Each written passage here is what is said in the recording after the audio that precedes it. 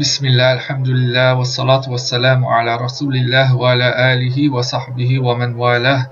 اللهم لا علم لنا إلا ما علمتنا إنك أنت العليم الحكيم. اللهم انفعنا بما علمتنا وعلمنا ما ينفعنا وزدنا علما. وصلى الله على سيدنا محمد وعلى آله وصحبه وسلم. Assalamu alaikum wa rahmatullahi ta'ala wa barakatuh. J'ai décidé de faire le cours en différé, étant donné qu'il n'y a personne qui voulait participer à l'appel en direct avec Google Hangouts. Donc ça va donner, Inch'Allah, une meilleure qualité de son et d'image.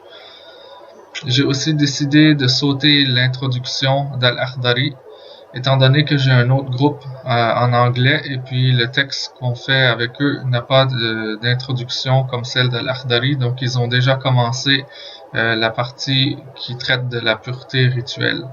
Donc aujourd'hui, Inch'Allah, on va commencer avec le texte d'Al-Akhdari à la page 16 et 17 du document, peu importe que ce soit le PDF ou le Word, c'est la même pagination, là où Al-Akhdari parle de la pureté rituelle. Donc, Inch'Allah, à la fin du livre d'Al-Akhdari, lorsqu'on va commencer le jeûne avec le groupe anglais, on va faire l'introduction d'Al-Akhdari, Inch'Allah, et ensuite le livre sera terminé. Donc, prenez vos textes à la page 16 et 17 où Al-Akhdari dit « Faslun fit tahara, at-taharatu qismani » taharatu hadathin wa taharatu khabath. Donc ça peut être traduit par section sur la purification rituelle. Il existe deux types de purification rituelle, la purification du hadath et la purification du khabath. Ce que l'auteur, rahimahullah, veut dire, c'est qu'il y a deux types de purification rituelle qui sont exigées du croyant. La purification du hadath et la purification du khabath. Comment distinguer les deux? La purification du hadath, c'est un état symbolique qui est lié à l'ensemble de l'individu, alors que la purification du khabath, c'est un jugement ou un hukm qui est donné à de la matière et non à l'individu dans son ensemble. Donc ça peut s'appliquer au corps d'un individu, tout comme ça peut s'appliquer à un tapis de prière, par exemple. Maintenant, l'état de hadath et le jugement ou hukm du khabath ont chacun des conséquences légales, c'est-à-dire qu'ils empêchent le fidèle d'accomplir certaines actions, comme par exemple accomplir la prière, mais aussi d'autres choses respectivement. Donc l'état du hadath va avoir ses propres prohibitions, tout comme le hukm du khabath va aussi avoir d'autres prohibitions, dont certaines sont partagées entre les deux. En plus de cela, la purification du khabath se divise elle aussi en deux catégories. Donc il y a le hadath, parce que le hadath lui-même se divise en deux catégories. Il y a le hadath mineur, ou l'état de hadath mineur, et l'état de hadath majeur. Donc l'état de hadath mineur, ça survient lorsqu'un individu fait quelque chose qui annule ses ablutions. Ce qu'on appelle nawaqid al-wudu, qu'on va voir, il y a une section qui porte exclusivement là-dessus. Et puis l'état de hadath majeur, ça vient lorsque l'individu fait quelque chose ou subit quelque chose qui va exiger de lui qu'il prenne un bain rituel ou ghusl. Et puis l'état de hadath majeur a plus de prohibitions qui sont associées que l'état de hadath mineur. Par exemple, on ne peut pas lire le Coran lorsqu'on est en état de hadath majeur, alors qu'on peut le faire en état de hadath mineur si on ne touche pas directement le Coran. Donc, pour résumer, la purification du hadath, c'est la purification de l'individu, alors que la purification du khabath, c'est la purification de la matière. Et puis les méthodes de purification du hadath comprennent le wudu, le ghusl, le tayammum, alors que les moyens de purifier du khabath, le moyen principal c'est de laver l'objet ou la matière en question. Enfin, la dernière distinction serait que le hadath, à l'origine, ça renvoie à l'émission de substances qui sont normalement émises par l'anus et les organes génitaux. Donc ici, il s'agit d'une émission de substances, alors que le khabath, c'est des substances elles-mêmes, les substances qui sont considérées légalement impures par la loi islamique. Comme par exemple, le fait d'uriner serait un hadath qui amène la personne dans un état de hadath, alors que l'urine elle-même, elle serait considérée du khabath, ou qu'on appelle habituellement najasa en arabe. Et puis, si l'urine entre en contact avec le corps, là, il faut faire ce qu'on appelle la purification du khabath en lavant la partie avec de l'eau. Alors que pour se purifier du hadath, de l'urination, il va falloir faire les ablutions, le wudu. Puis la raison pour laquelle Al-Akhdari a commencé à parler de la pureté rituelle au début de son livre, après avoir fait son introduction, c'est parce que la pureté rituelle, c'est la condition de validité la plus importante de la prière. Puis la prière, c'est le pilier de la pratique du musulman qui est le plus important. Donc, c'est l'habitude des fuqaha ou des juristes de commencer leur livre avec un chapitre qui porte sur la pureté rituelle. Maintenant, j'aimerais que vous preniez le guide de l'étudiant Fiqh Malikite. Ces documents-là peuvent être trouvés au même endroit que le livre d'Al-Akhdari, c'est-à-dire si vous allez dans Classroom, dans la section About, c'est là que j'ai placé le matériel qu'on va utiliser pendant le cours, là, sauf les documents d'introduction qui, eux, sont dans la section Stream.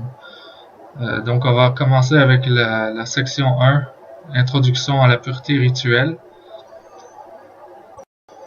Dans cette section-là, on va apprendre des généralités au sujet de la pureté rituelle, parce que Al-Akhdari a dit la pureté ou la purification rituelle est de deux types, la tahara ou la purification du hadath et la purification du khabath. Donc il reste à définir c'est quoi la pureté ou la purification rituelle. Ensuite, c'est quoi la purification du hadath, c'est quoi la purification du khabath, et à quoi renvoie exactement le terme hadath, le terme khabath. Donc on va regarder ces détails-là, Inch'Allah. Donc il y a certains de ces détails-là qui sont pas essentiels. Donc si vous êtes débutant et vous voulez pas être confondu par toutes ces explications supplémentaires, vous n'êtes pas obligé d'écouter ce qui suit. Inch'Allah, on va parler de ça pendant un certain temps aujourd'hui, puis ensuite on va commencer la section sur la classification de l'eau. Alors dans ce cas-là, ça c'est quelque chose qui est obligatoire à savoir. Donc si vous prenez la page 1 de la section 1, Introduction à la pureté rituelle, vous allez voir un tableau avec les conditions de validité de la salat. Donc j'ai placé ce tableau-là pour expliquer que même si on est en train d'étudier un chapitre qui sera assez long d'ailleurs, intitulé la pureté rituelle, on est en fait en train de commencer notre étude de la salat, du fiqh, de la prière. Pourquoi? Parce que nous sommes en fait en train de commencer l'étude des conditions de validité de la prière, dont deux sont sous le chapiteau, sous l'égide de la pureté rituelle. Donc si on regarde le tableau, on voit qu'il y en a 4. La première, si on commence à droite, c'est faire face à la qibla. Donc ça fait référence à une direction vers laquelle il faut s'orienter pendant la prière. C'est habituellement la Mecque, mais on va voir lorsqu'on va étudier les conditions de validité de la prière dans le chapitre sur la prière. Inch'Allah, on verra plus de détails là-dessus. La deuxième, c'est couvrir la aura. La aura, ça fait allusion à la nudité, ce qui est considéré légalement comme nudité. Donc, il y a une nudité chez la femme, une nudité chez l'homme, c'est pas la même. Il y a une partie qu'il faut cacher du regard des étrangers. Ça va dépendre si l'étranger est un homme, si l'étranger est une femme. Mais bref, ce dont on parle ici, c'est la nudité qui invalide la prière si elle est exposée. Puis on va voir les détails concernant cela lorsqu'on abordera le chapitre 2 qui parle de la prière. Enfin, les deux dernières conditions de validité de la prière sont la pureté relative au khabat et la pureté relative au hadath. Et puis tous ces deux choses-là font partie de ce qu'on appelle la pureté rituelle ou at-tahara en arabe. Et puis, il est aussi à noter que le tawaf, qui est la circumambulation de la Kaaba qu'on fait lors du pèlerinage, le hajj, la umrah, et puis aussi lorsqu'on se rend à la Mecque, partage les mêmes conditions de validité que celles de la salat, sauf le fait de faire face à la qibla, comme on fait le tour de la Kaaba qui est la qibla. C'est impossible de faire face à celle-ci lors du tawaf.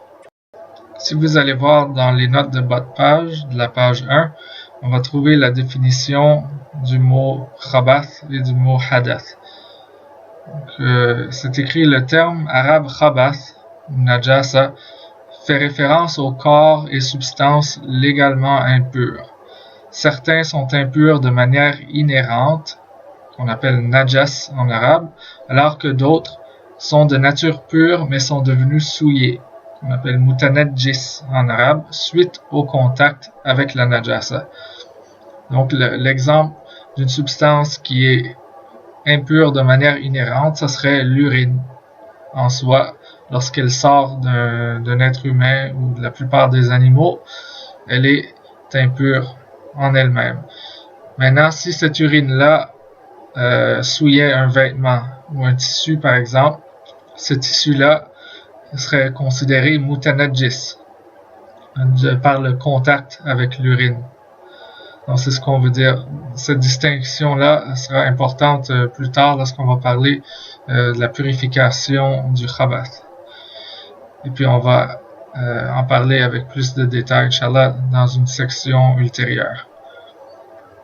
Et puis en ce qui concerne le terme hadath, ce qu'on veut dire par là, ça fait référence ici à l'émission normale de substances normalement émises par l'anus et les organes génitaux. Donc cette définition-là, on va la reprendre, Inch'Allah, lorsqu'on va parler des choses qui annulent le wudu, nawaqid al-wudu. Donc à la base, ce sont des substances qui sont normalement émises. En fait, c'est l'émission de substances qui sont normalement émises par l'anus et les organes génitaux. Mais comme j'avais expliqué au début, c'est pas la seule chose qui amène l'individu dans l'état de hadath. Il y a les hadath eux-mêmes, et puis il y a aussi les causes de hadath, par exemple le sommeil profond. Donc c'est pas un hadath en lui-même, mais c'est une cause possible de hadath, c'est-à-dire lorsqu'on dort par exemple, on peut avoir des gaz sans qu'on s'en rende compte. Et puis il y a aussi d'autres choses qui amènent l'individu dans l'état de hadath qui sont ni des hadath ni des causes de hadath. Ça, on va en discuter plus amplement lorsqu'on va regarder ce qui annule le wudu et ce qui rend le ghusl nécessaire. Maintenant, à la page suivante, si on regarde le terme arabe tahara, il peut avoir deux sens principaux. Il y a le sens de pureté et le sens de purification. Donc, j'ai commencé par définir son sens de pureté rituelle. Donc, sa définition, c'est un attribut de nature juridique applicable aux personnes ou aux choses et qui permet à l'individu de faire ce qui serait interdit par l'état de hadath et le hukm du khabath. Elle comporte deux branches principales, la pureté relative au hadath, la pureté relative au khabath. Ces deux-là, j'ai déjà dit, sont des conditions de validité de la prière. Et puis maintenant, ça nous amène à définir c'est quoi l'état de hadath et c'est quoi le hukm du khabath. Donc l'état de hadath désigne le hukm ou le jugement qui interdit à une personne d'accomplir certaines actions, telles que la salat, en raison de certaines situations vécues ou d'actions réalisées, telles que l'action d'uriner ou d'avoir un rapport sexuel. Puis une situation vécue, ça pourrait être dormir profondément par exemple. L'état de hadath est considéré soit comme mineur, exigeant par conséquence le wudu, soit comme majeur, exigeant donc le ghusl, selon la nature de sa cause. Le hukm du khabath. Le hukm du khabath est le statut d'impureté attribué à certains corps et substances qui interdit à une personne d'accomplir certaines actions, telles que l'accomplissement de la salat sur ces corps ou substances, ou lorsqu'on les porte, ou lorsqu'on est souillé par ceux-ci. Donc je résume, la pureté rituelle est un attribut de nature juridique. Puis il a deux branches, la pureté relative au hadath, la pureté relative au khabath. Et puis c'est quoi le contraire de ces deux types de pureté-là?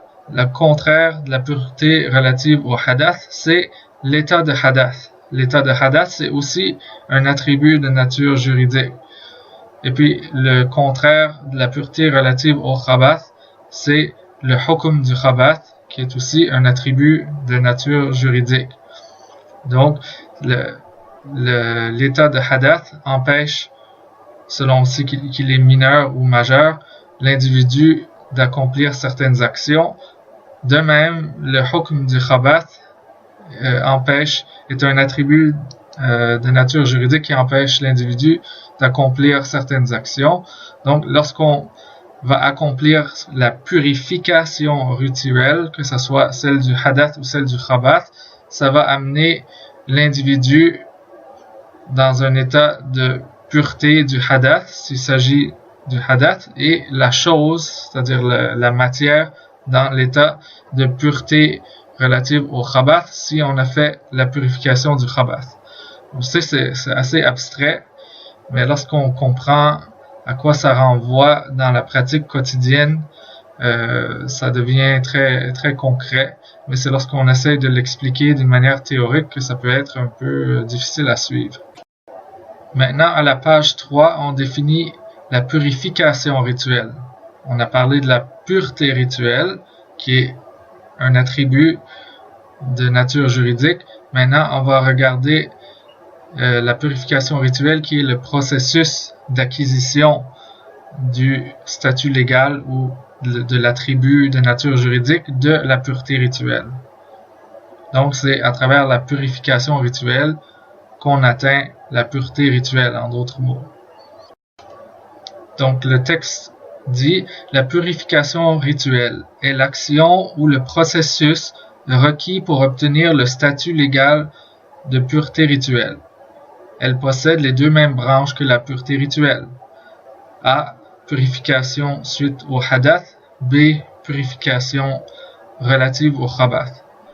Pour ce qui est de la purification suite au hadath, la purification suite au hadath fait référence à la levée de l'état de hadath touchant l'individu par l'entremise du wudu ou du ghusl. Donc, qu'est-ce qu'on va dire par la levée de l'état de hadath? C'est le fait d'abolir cet attribut de nature juridique qui touchait l'individu suite au hadath. Donc, si c'était le hadath mineur, donc on abolit cet attribut juridique par l'entremise du wudu. Et puis, si c'était un état de hadath majeur, on abolit cet attribut de nature juridique à l'aide du ghusl. Maintenant, pour ce qui est du tayammum, l'avis majoritaire de l'école malikite, c'est qu'il ne lève pas l'état de hadath, mais permet seulement à l'individu d'accomplir certaines actions pendant une durée temporaire. Maintenant, pour ce qui est de la purification relative au khabath, ça désigne le processus requis pour lever le hukm du khabath touchant les corps et les substances. Donc, le processus normal, typique, qui est requis pour abolir l'attribut de nature juridique de khabath qui touche les corps et les substances, c'est premièrement d'enlever la substance impure qui a souillé l'objet qui est pur en soi, et puis d'enlever ou de lever le hukm. C'est-à-dire que ça amène peut-être une petite divergence, c'est que, par exemple, si un tissu est souillé avec de l'urine, comme on va le voir dans la section qui suit, ça prend de l'eau purifiante pour pouvoir enlever le hukm du khabath, cet attribut de nature juridique. C'est pas suffisant d'enlever seulement les molécules de la substance impure. Donc c'est pour ça qu'on dit qu'il y a deux éléments pour la purification du khabath. Il faut enlever les molécules ou la substance impure, et puis ensuite il faut purifier l'endroit avec de l'eau purifiante. Donc ça, c'est le processus typique parce que c'est celui qui est surtout utilisé lorsqu'on veut remplir la condition de validité de la prière qui s'appelle la pureté relative au khabath, qui va souvent être le fait que les vêtements ou le corps ou l'endroit où l'on prie, qui sont tous purs en soi, sont contaminés ou souillés par une substance impure. Maintenant, il y a pour ce qui est des substances qui sont impures en elles-mêmes, il y a d'autres façons de les purifier, par exemple en les brûlant ou en les transformant chimiquement en une substance qui est plus propre, comme on va voir à la fin de cette section-ci, Inch'Allah.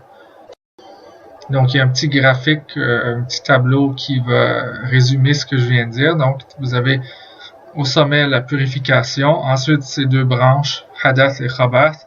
Du côté hadath, il y a le hadath mineur, qui requiert le wudu, le hadath majeur qui requiert le ghusl. Et puis du côté khabath, on voit que pour la purification, il y a deux aspects. Il y a l'aspect de la substance en elle-même. Qu'est-ce qu'il faut faire? Il faut l'éliminer ou l'enlever. Et puis il y a le hukm ou l'attribut de nature juridique qui est comme la trace légale de cette contamination-là. Qu'est-ce qu'il faut faire? Il faut lever le hukm. Comment on le fait? J'ai dit que dans la plupart des cas, c'est en le lavant avec de l'eau purifiante. Maintenant, dans l'encadré, il y a une petite note qui avise que ce ne sont pas tous les wudu et tous les ghusl qui vont supprimer l'état de hadath. Donc ça, c'est important à savoir, mais on va revenir là-dessus, Inch'Allah, lorsqu'on va parler du wudu et du ghusl. À savoir que par exemple, lorsqu'on fait un ghusl ou un wudu qui est soit sunnah ou mandoub, c'est-à-dire qu'ils sont des ghusl ou des wudu recommandés, mais non obligatoires, ça ne va pas supprimer l'état de hadath. Un exemple, ça serait le bain ou le ghusl du vendredi qu'on fait avant la prière du vendredi. Ce bain-là ne va pas lever l'état de hadath, donc il faut faire un wudu séparément avant de pouvoir faire la prière du vendredi et toute autre prière d'ailleurs. Et puis un exemple pour un wudu qui n'enlève pas ou qui ne supprime pas l'état de hadath, ce serait le wudu qu'on accomplit lorsqu'on est déjà en état de wudu et qu'on a fait quelque chose qui requiert l'état de wudu. Par exemple, on a fait la salat, maintenant on veut faire une deuxième salat avec ce wudu-là. Il est recommandé de refaire son wudu pour ça, mais ce deuxième wudu-là ne va pas supprimer l'état de hadath. C'est-à-dire que même si la personne avait eu un hadath depuis son premier wudu et elle ne s'en était pas rendu compte, elle fait le deuxième wudu qui est un wudu recommandé, ce wudu-là ne va pas supprimer l'état de hadath. Donc, si elle a fait une prière après le deuxième, après le deuxième wudu, ça ne sera pas valide. Donc, maintenant qu'on a défini c'est quoi la pureté rituelle, la purification rituelle, le hadath, le khabath, la purification du hadath, du khabath, etc. Maintenant, on peut regarder c'est quoi le hukm de la purification rituelle. C'est-à-dire, on a vu dans l'introduction qu'il y a 5 statuts légaux principaux, à savoir si une chose est obligatoire, recommandée, permise, déconseillée ou interdite. Donc, où est-ce que la purification rituelle se situe dans cet éventail de la classification juridique des actions? Donc ça, on trouve ça à la page 4 de la section 1, Introduction à la pureté rituelle. Donc j'ai écrit, il est obligatoire de ne pas se trouver en état de hadath mineur ou majeur et d'être exempt du hukm du khabath pour faire la prière et le tawaf. Donc pour la prière, on va dire la salat. Le tawaf, on parle de la circumambulation de la Kaaba à la Mecque seulement. Pour ces deux actes d'adoration-là, il faut être exempt de l'état de hadath majeur, exempt de l'état de hadath mineur. Donc il faut avoir fait son ghusl si on a eu un hadath majeur, il faut avoir fait son wudu si on a eu un hadath mineur, et il faut aussi être exempt du hukm du khabath. Donc si quelque chose d'impur nous a souillé le corps ou les vêtements ou l'endroit sur lequel on accomplit cet acte d'adoration-là, la prière ou le tawaf, on doit purifier cette surface-là ou ce vêtement-là ou la partie du corps qui a été souillée avant de pouvoir faire la prière ou le tawaf. Ensuite, il est obligatoire de ne pas se trouver en état de hadath mineur ou majeur pour toucher à une copie écrite du Coran. Donc, il faut avoir fait son ghusl au besoin et faire son wudu avant de toucher à une copie écrite du Coran.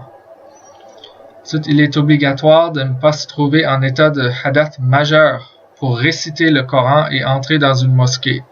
Donc, ça veut dire que c'est pas obligatoire d'avoir son ablution avant d'entrer dans une mosquée. Mais par contre, il est obligatoire, si on est en état de hadath majeur, de faire le ghusl avant d'entrer dans une mosquée. Ensuite, il est obligatoire pour une femme de se purifier du hadath majeur après ses règles ou suite à l'accouchement avant qu'elle et son époux puissent avoir un rapport sexuel. Donc, même si premièrement, le fait d'avoir les règles ou d'accoucher, ça va plonger la femme dans l'état de hadath majeur. Mais maintenant, si, par exemple, les lochis après l'accouchement cessent, ou si les règles, le saignement menstruel cesse, maintenant la femme demeure en état de hadath majeur jusqu'à temps qu'elle fasse le ghusl. Donc, il est interdit au couple d'avoir des relations sexuelles avant que le ghusl soit effectué, même si le saignement vaginal s'est interrompu, même si la femme a lavé ses parties intimes. Ensuite, il est obligatoire d'être exempt de najasa, c'est-à-dire il faut enlever la najasa d'un objet souillé sans nécessairement lever le hukm du khabath pour entrer dans une mosquée. Ce que ça veut dire ici, c'est que c'est interdit de faire entrer des najasa, des substances impures en tant que telles, dans une mosquée. Mais si un objet a été souillé, un objet qui est pur en soi a été souillé par une najasa, mais qu'on a enlevé toutes les molécules de la najasa, mais sans utiliser de l'eau purifiante, le hukm ou l'attribut de nature juridique va demeurer. C'est-à-dire, on ne peut pas prier en portant ce vêtement-là, par exemple, mais c'est permis de le faire entrer dans une mosquée parce qu'il n'y a plus de substances légalement impures dans le tissu. Et puis enfin, dans tous les autres cas, il est recommandé de ne pas se trouver en état de hadath mineur et majeur et d'être exempt du hukm du khabath. C'est-à-dire, donc, on a vu les cas où c'est obligatoire d'avoir ou de faire la purification du hadath et du khabath, mais c'est aussi recommandé de toujours être en état de pureté rituelle, que ce soit la pureté du khabath ou la pureté du hadath. Donc, on fait ces ablutions chaque fois qu'on les perd, et puis à chaque fois qu'on se fait souiller par des substances impures, on purifie les endroits souillés. Et puis le tableau qui est sous cela résume ce que je viens d'expliquer. Donc à gauche, on a les actions envisagées: salat, tawaf, toucher le Coran, entrer dans une mosquée, réciter le Coran, avoir un rapport sexuel. Et puis de l'autre côté, on a le type de purification rituelle requis. Et puis, donc on a par exemple les substances impures. Est-ce que c'est obligatoire d'avoir enlevé les substances impures? Donc, s'il y a le crochet vert, ça veut dire oui, c'est obligatoire de l'avoir enlevé. Et s'il y a le X rouge, ça veut dire non, c'est pas nécessaire. Ensuite, il y a le hukm du khabath, c'est-à-dire c'est l'attribut de nature juridique qui fait en sorte qu'une substance est considérée, ou une surface ou un corps est considéré comme étant légalement impur. Donc s'il y a le crochet vert, ça veut dire que c'est obligatoire de l'enlever, de lever ce hukm-là. Et s'il y a le X rouge, ça veut dire que non, c'est pas nécessaire. Ensuite, il y a le hadath mineur. Donc, est-ce que c'est obligatoire d'avoir ces ablutions pour faire cette action-là? S'il y a le crochet vert, oui. S'il y a les X rouges, non, c'est pas nécessaire. Ensuite, il y a le hadath majeur. Je l'ai divisé en deux catégories. Il y a la janaba et puis il y a l'état de hadath majeur suite aux règles ou au loshi, c'est-à-dire l'accouchement. Et puis le saignement qui se produit après l'accouchement. Parce que c'est pas exactement les mêmes règles. Parce qu'on va voir par exemple pour la janaba. La janaba, c'est l'état de hadath majeur suite à l'émission de sperme ou au rapport sexuel. Donc, on voit qu'il y a un X rouge dans la dernière case en bas pour le rapport sexuel. C'est-à-dire que c'est pas nécessaire d'être en état de pureté de hadath majeur pour avoir un rapport sexuel. Alors que dans le cas de l'état de hadath majeur causé par les règles ou les lochis, c'est nécessaire de s'être purifié de ça avant d'avoir le rapport sexuel. Et puis il y a aussi une différence de hukm pour ce qui est du fait de réciter le Coran. Pour ce qui est de la janaba, c'est interdit de réciter le Coran en état de janaba, mais par contre, lorsque une femme a ses règles ou ses lochis, c'est permis de réciter le Coran sans toucher la copie, mais de mémoire, par exemple, jusqu'à ce que le saignement s'interrompe, après quoi c'est pareil comme la janaba, il faut faire le ghusl avant de pouvoir même réciter le Coran. C'est pour ça que le X est en rouge avec la note de bas de page qui explique cela. Et puis il y avait aussi une information pertinente dans les notes de bas de page par rapport au rapport sexuel lorsque la femme ne s'est pas encore purifiée de l'état de hadath majeur causé par ses règles ou ses lochis. C'est-à-dire que c'est interdit sauf dans le cas suivant, si les saignements se sont interrompus et qu'elle, c'est-à-dire la femme, ne peut trouver ou utiliser de l'eau pour faire le ghusl, auquel cas il est permis au couple d'avoir des rapports sexuels si cette situation perdure ou si l'abstinence devait causer du tort à la femme ou à son époux. Dans un tel cas, c'est permis d'avoir des rapports sexuels même si la femme n'a pas encore pris son bain rituel. Maintenant, si vous regardez à la dernière page, il y a un tableau qui illustre les différentes méthodes de purification rituelle. Donc, il y a deux branches, comme toujours, la branche du hadath, la branche du khabath. Donc, si on regarde la branche du khabath, pour commencer, on voit qu'on peut purifier soit avec de l'eau ou sans eau.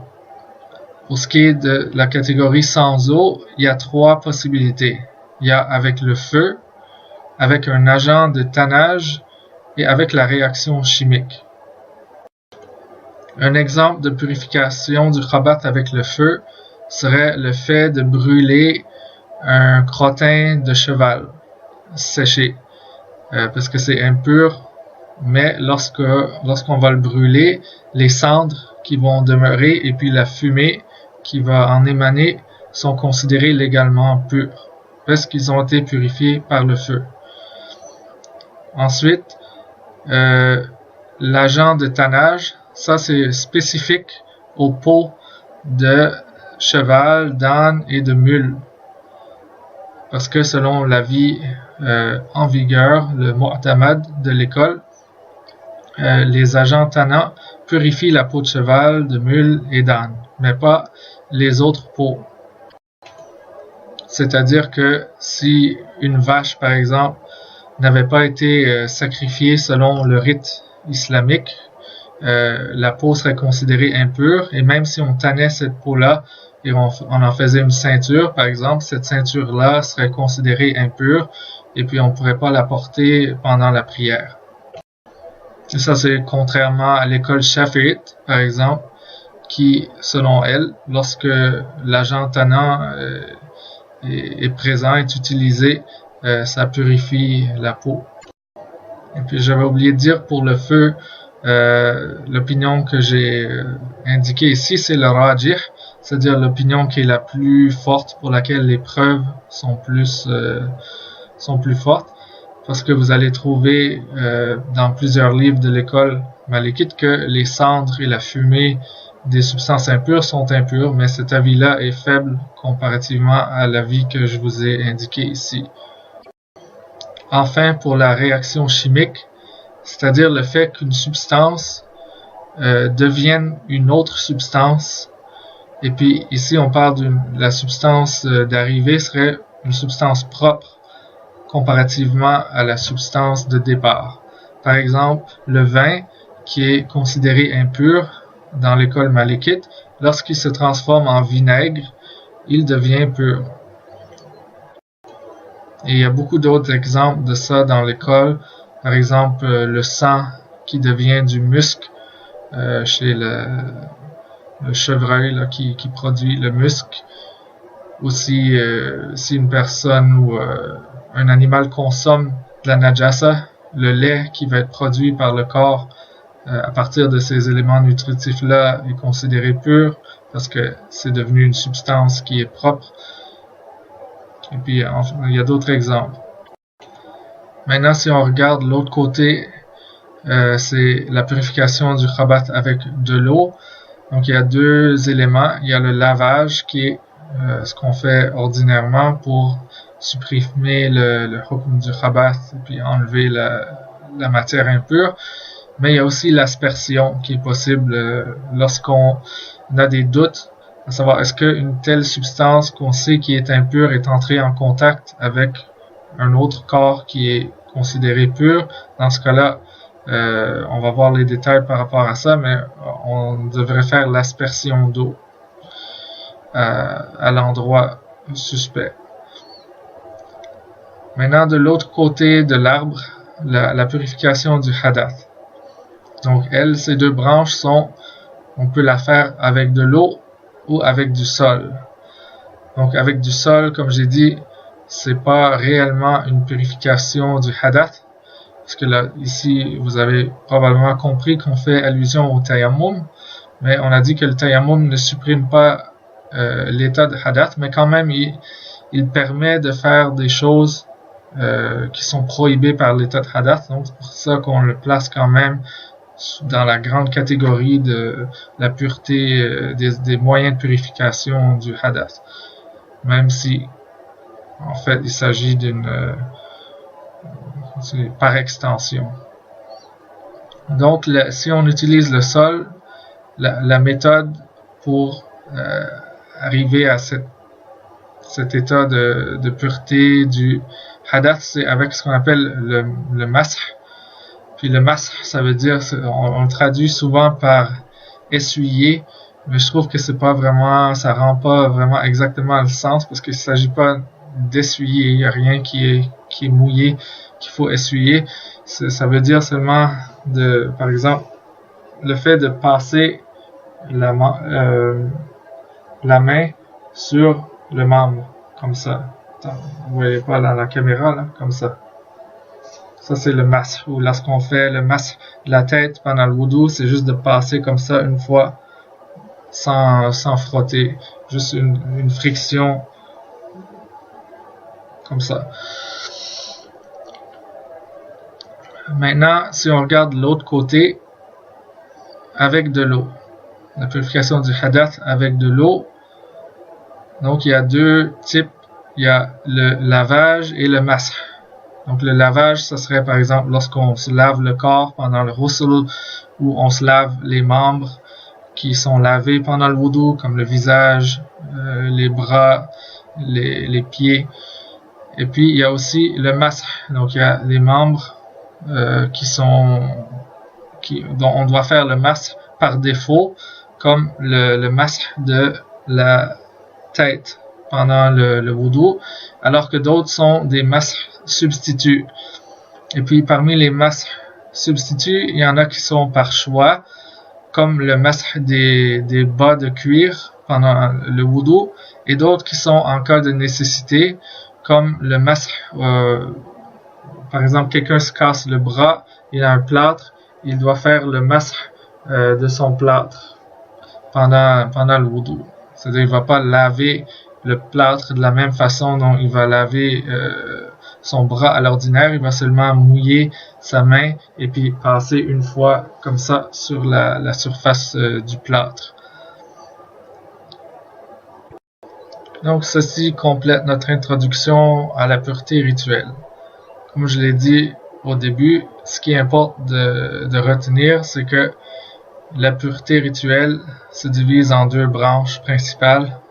La pureté relative au hadath, la pureté relative au khabath, que la pureté relative au hadath fait allusion à l'individu dans son ensemble, alors que la pureté relative au khabath fait allusion à des substances légalement impures, soit ces substances-là ou des substances légalement impures qui ont souillé quelque chose de pur intrinsèquement.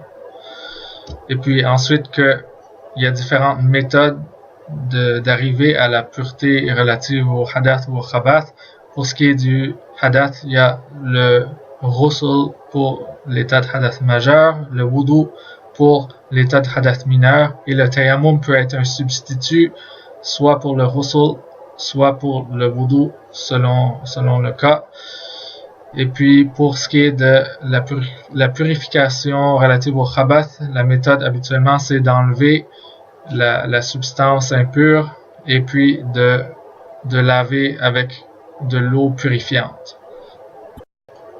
Ensuite, il faudrait retenir les cas où la pureté soit du khabath ou du hadath est nécessaire ou requise ou obligatoire. Donc ça, je vous renvoie au tableau de la page 4 là-dessus. Et puis enfin, avoir une idée des méthodes de purification rituelle. Et puis il y a la conclusion suivante qui s'impose, c'est le dernier paragraphe de la page 5. Comme on peut le constater, seule l'eau a la capacité de lever tant le hukm du khabath que l'état de hadath. En ce qui concerne le feu et les agents tannants, ils ne peuvent lever que le hukm du khabath, et pour ce qui est du sol, celui-ci ne lève pas l'état de hadath, mais rend plutôt temporairement permissible ce qui est prohibé par l'état de hadath. Donc c'est pour ça que, comme l'eau est la seule substance qui est capable de lever le hukm du khabath et l'état de hadath mineur et majeur, on va examiner dans la section suivante les différentes catégorisations de l'eau, parce que il y a seulement l'eau qui est considérée pure et purifiante qui a la capacité d'être utilisée pour la pureté rituelle. Et puis enfin, il faut savoir que la pureté rituelle, tant celle du hadath que celle du khabath, est une condition de validité de la prière, c'est-à-dire que si ces deux conditions-là ne sont pas remplies, la prière effectuée dans cet état-là sera considérée non valide. Donc passons maintenant à la catégorisation de l'eau.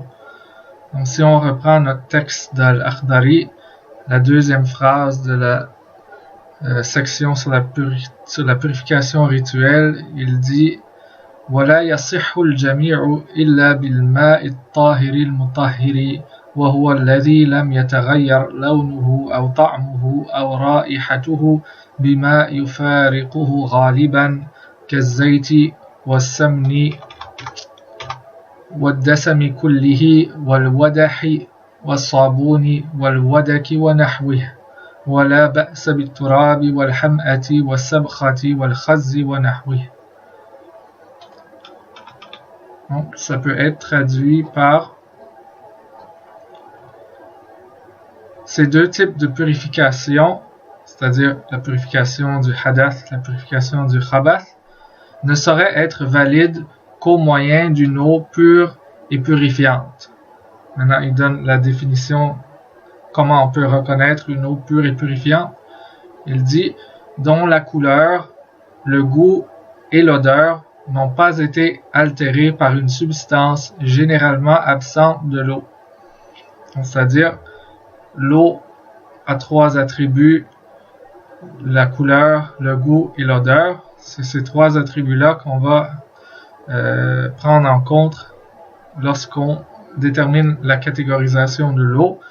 Si une seule ou un seul de ces attributs a été altéré par une substance qui est généralement absente de l'eau, l'eau ne sera plus considérée comme étant pure et purifiante.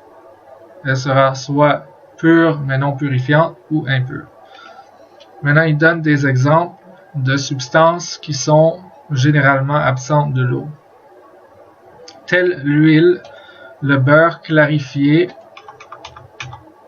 ou toute autre forme de gras animal, le suin, le savon, le suif ou toute autre substance semblable. Il n'y a toutefois aucun mal à ce que l'eau soit mélangée avec de la terre ou de la boue, ou que ses attributs aient été transformés par le sol des marais salés, ou par de la mousse aquatique, ou par toute autre chose semblable. Donc, les trois premiers exemples ici, la terre, la boue et le sol des marais salés, ça fait allusion aux substances minérales. Donc, les substances minérales, lorsqu'elles sont mélangées avec l'eau, ça n'affecte pas la purification ou l'effet purifiant de l'eau. Et puis, lorsqu'il a parlé de la mousse aquatique, là, il parle de substances qui sont nées de l'eau, du fait de l'eau. Donc, que ce soit des poissons, c'est-à-dire des animaux aquatiques, ou des plantes aquatiques comme la mousse, ces choses-là ne vont pas affecter ou enlever l'effet purifiant de l'eau. Donc, Al-Akhdari a fait allusion à deux cas où le fait que l'eau soit mélangée avec quelque chose qui a altéré au moins un de ces trois attributs que sont le goût, l'odeur et la couleur, ça ne va pas affecter l'effet purifiant de l'eau, mais il y a d'autres scénarios possibles et puis on va les voir, Inch'Allah, lorsqu'on va regarder le guide de l'étudiant École Malikite, qui est la section 2. On peut la prendre maintenant d'ailleurs. On va voir les autres scénarios, Inch'Allah. Donc le document commence en disant, comme nous l'avons vu dans la section précédente, l'eau est la seule substance qui peut à la fois 1. Lever l'état de hadath dans lequel se trouve une personne, et puis comment par le biais du wudu ou du ghusl. Deuxièmement, lever le hukm du khabath des corps souillés par la najasa. Et puis, cela inclut aussi l'istinja, c'est-à-dire le lavage des parties intimes après être allé aux toilettes. Pour ça, il faut aussi utiliser de l'eau purifiante. Cependant, toutes les eaux ne peuvent pas être utilisées pour atteindre la pureté rituelle. En effet, seule l'eau pure et purifiante peut être utilisée à cet effet. C'est pourquoi il est essentiel de connaître la classification de l'eau. Maintenant, à la page suivante, les catégories de l'eau et leurs utilisations autorisées. L'eau peut être divisée en trois catégories. Ça, c'est très important. L'eau peut être soit purifiante, c'est-à-dire pure et purifiante, ou elle peut être pure mais non purifiante, ou elle peut être carrément impure. Donc, dans cette section-ci, on va apprendre quelles sont les catégories de l'eau, comment les reconnaître, et puis à quoi peut servir chacune de ces catégories d'eau. Et puis ensuite, on va regarder la catégorie des eaux qui est déconseillée seulement. C'est de l'eau qui est pure et purifiante, mais qui est déconseillée.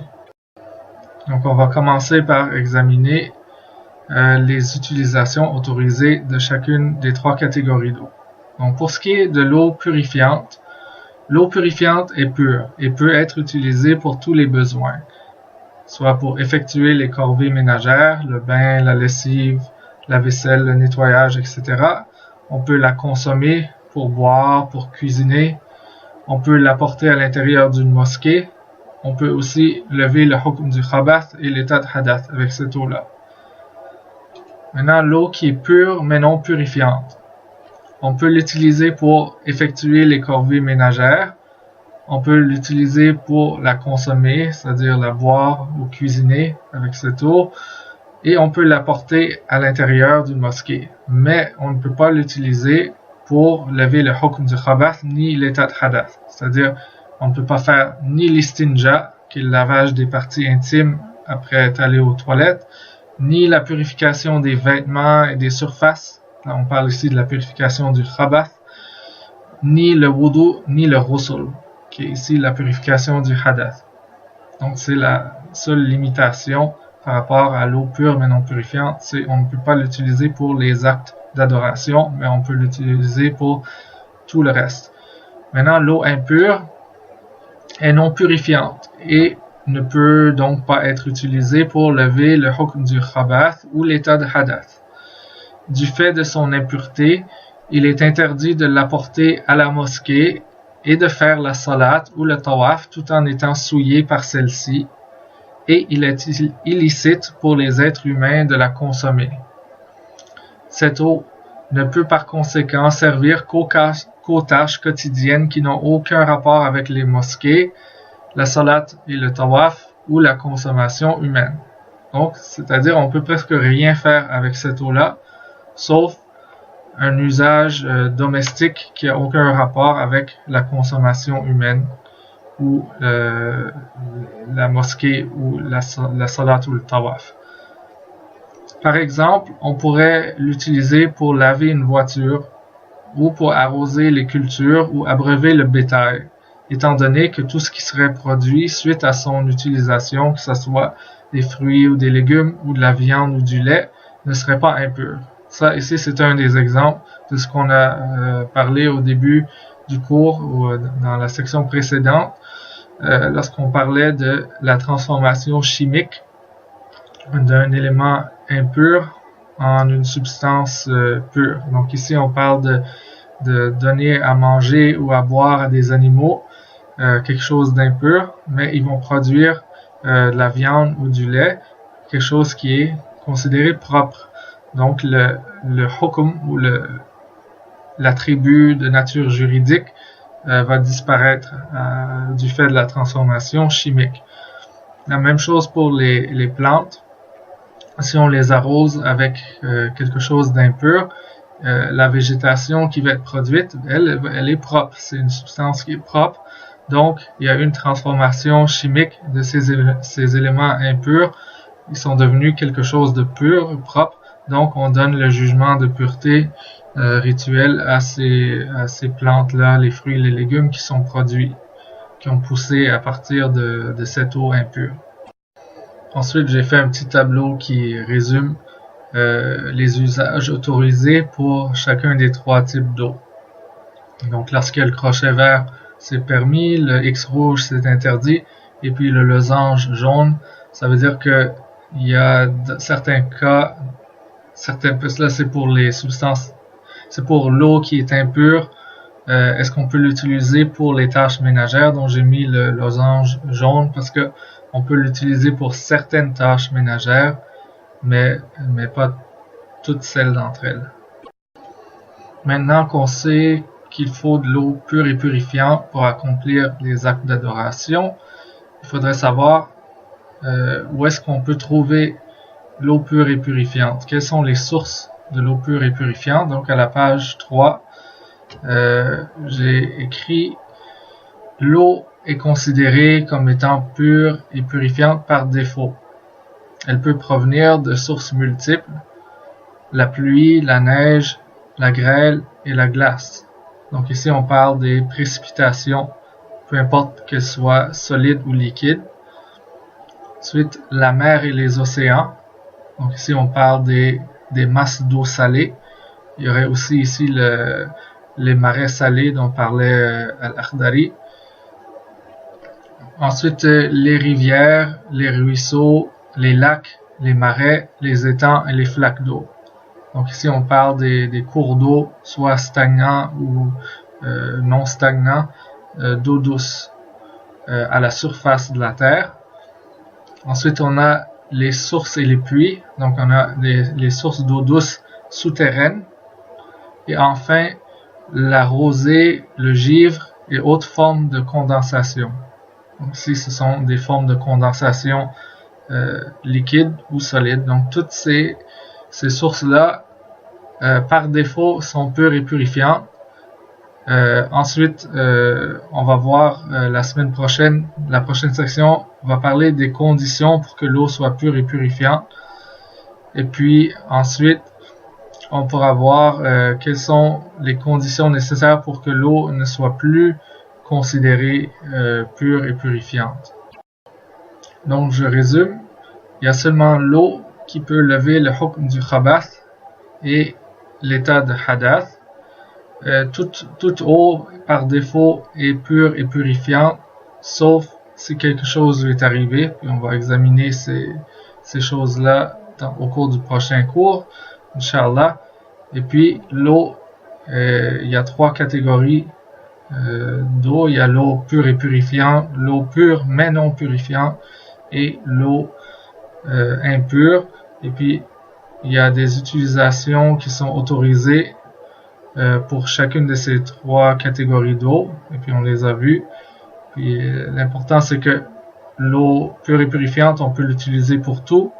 L'eau pure et non purifiante, on peut l'utiliser pour tout, sauf les actes d'adoration. Et puis, l'eau impure, on peut l'utiliser pour rien du tout, sauf les tâches ménagères qui n'ont aucun rapport avec les mosquées, la prière, la salat et la consommation humaine.